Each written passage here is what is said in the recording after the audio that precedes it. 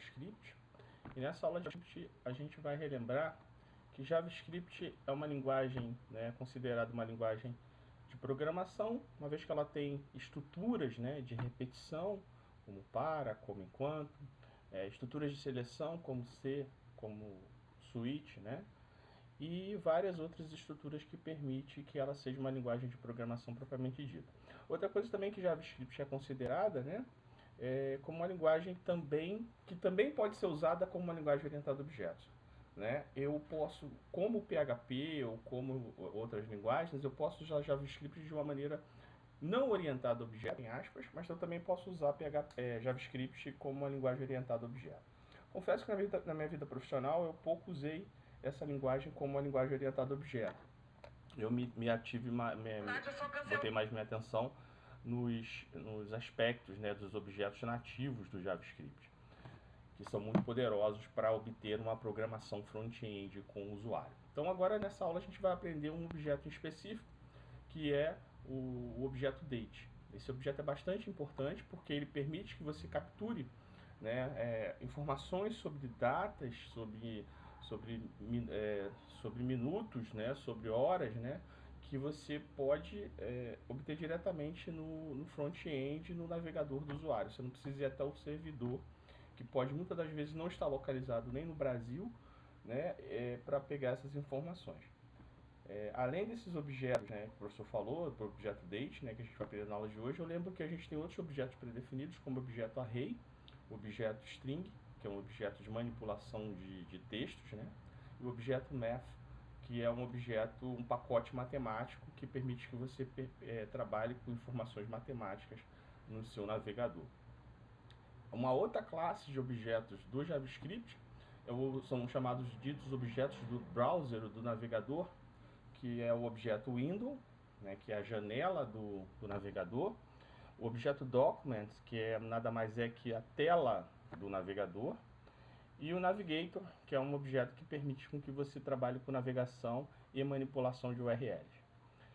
E, voltando mais uma vez ao início da nossa aula de hoje, existem também objetos personalizados que são criados pelo programador através, como a gente trabalha lá em Java, em LP2, né, que são objetos que nós criamos classe. E dessas classes eu posso gerar vários alunos. Então, por exemplo, do objeto aluno, eu posso criar o objeto João, o objeto Maria, o objeto Pedro, que são objetos pertencentes à classe aluno, ok? Bom, feitas essas considerações, né, o objeto date ele permite trabalhar com datas e horários. Algumas operações com datas podem ser bastante simplificadas através do uso desse objeto e recorrendo às informações do computador local. Por exemplo, eu posso, com o objeto date, obter data do relógio do sistema. Eu posso também realizar operações com datas, como comparações, né? Comparar duas datas, se uma data é maior que a outra, se a data que você informou é maior do que a data de entrada, né, que você tem, por exemplo, no ensino médio, né? E trabalhar com comparações ou somas, por exemplo, data de quantos dias faltam para você se formar, ou quantos dias faltam para o aluno terminar determinada atividade, enfim. Uma outra coisa que a gente pode fazer com o objeto date é saber o número de dias de um mês, né? A gente sabe que tem meses que tem 28, 29, 30 ou 31 dias. Eu também posso saber se um ano é bissexto, né? Se o mês de fevereiro tem mais ou menos dias, e também saber, isso é importante, né? Saber que dia da semana caiu um dia qualquer. Que dia da semana caiu o seu nascimento, por exemplo. Isso é uma informação que eu posso saber usando o objeto date. Avançamos. Nós temos aí nessa tela o primeiro exemplo. Então, lembrando, né, todo o código em JavaScript vem entre as tags script e /script. A partir daqui é sinalizado ao navegador que você está diante de um código JavaScript. Declarei uma variável do tipo var, né? Lembrando mais uma vez da aula 1, JavaScript é uma linguagem fracamente tipada, ao contrário do Java. Por exemplo, quando eu vou criar um programa em Java, eu tenho uma variável idade, eu sei que ela é inteira. Se eu quiser uma variável salário, eu declaro ela como float. Se eu tiver um nome, né, eu declaro ela como uma variável string. Em JavaScript, não. Eu só declaro var e o nome da variável, e em seguida eu coloco um conteúdo dele. No caso específico aqui, a gente vai usar esse newDate, né? A classe data, a gente está criando um objeto do tipo date. E na linha 12, eu dou um alert, escrevo a data de hoje e imprimo o valor da variável data hoje. Lembrando, o alert ele não é usado na programação profissional, né? A gente não faz isso com que o usuário vê nada, isso é muito antigo, mas é bom para a gente lembrar programas em JavaScript, uma vez que JavaScript é interpretado, ou seja, o teu código JavaScript é executado linha a linha até que seja encontrado algum erro em tempo de execução. Então esse alert permite que a gente procure e cache, né? Tente encontrar erros de uma maneira mais tranquila, fechado? Então façam essa tela, apertem F5 do seu salve, né, no seu Visual Studio Code, aperte F5 e você vai ver essa mensagem conforme está na sua tela, dizendo que é a data de hoje e escrevendo a data de hoje.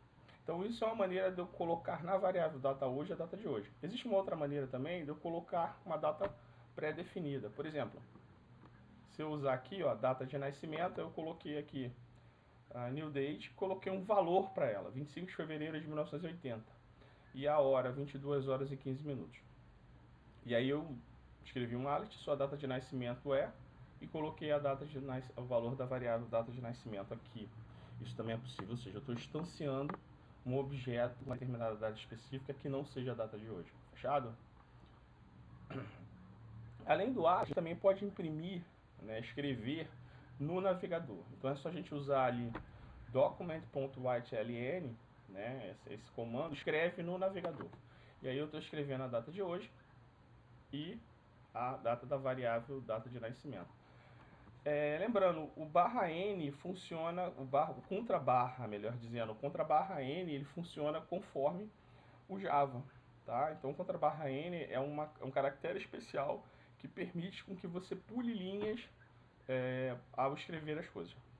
O professor fez, não funcionou, acho que tem a ver aí com o próprio navegador Chrome ou alguma coisa do gênero.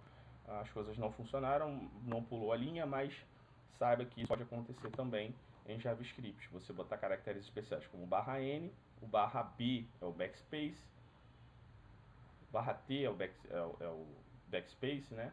O barra B é um beep, né? Deveria ser um beep em sistemas antigos, mas a gente vai entendendo que são caracteres especiais quando você coloca contra barra e uma letra, ok?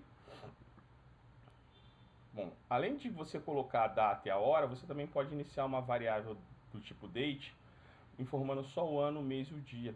Eu chamei aqui de data de nascimento simples, que está destacado aqui nas linhas 16 e 17 dessa tela que você está vendo. E aí com isso ele vai escrever ali e vai colocar o horário 00 horas, 0 minutos e 0 segundos, fechado? Também posso declarar uma variável data de nascimento complexo, informando cada parâmetro separado por vírgula. Diferente da maneira como eu estou fazendo na linha 14, eu estou passando cada elemento por vírgula. Isso também vai funcionar. Fechado? Bom, vamos avançar aqui.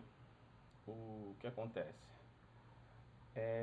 Esse é um exemplo, né, da gente fazer uma saudação para o nosso usuário. Né? Esse exemplo não está totalmente correto, eu vou explicar o porquê.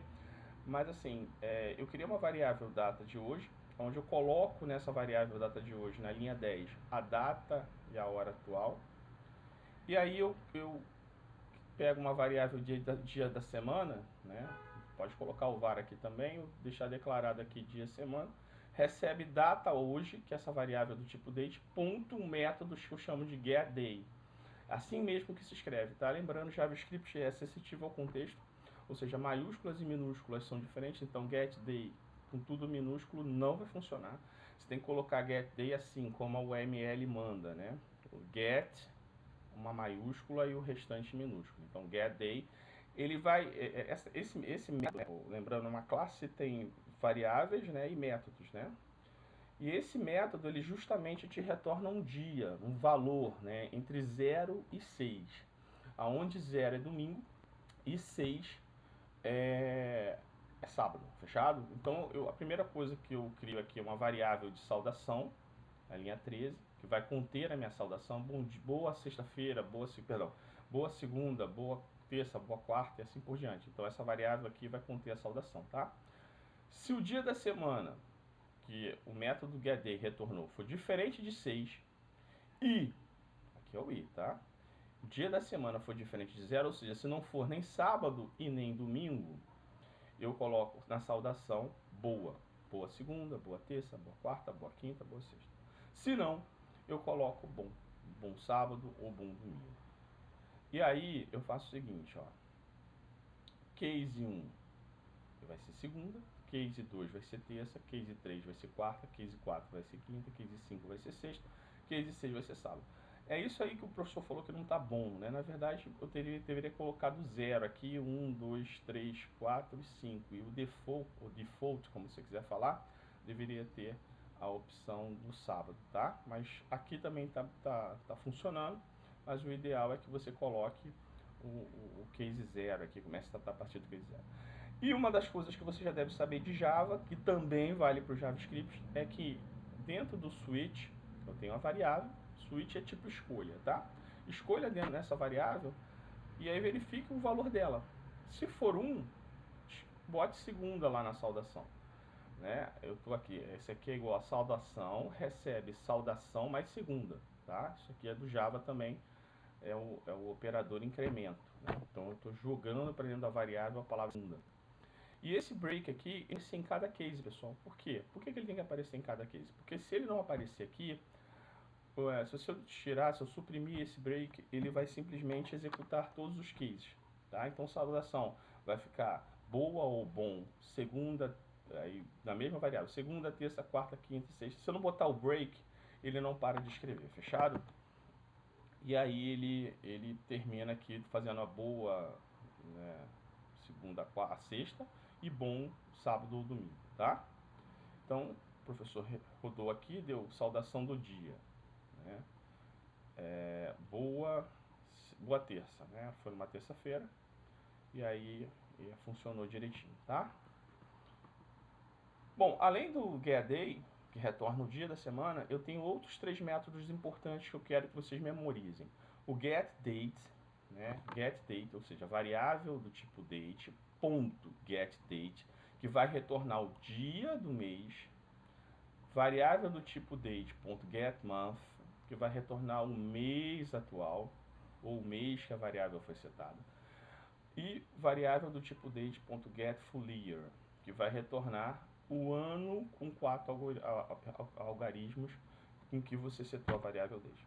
Então ele vai escrever assim: hoje são o dia do mês, o mês e o ano. Professor, por que tem mês mais um, mês hoje mais um?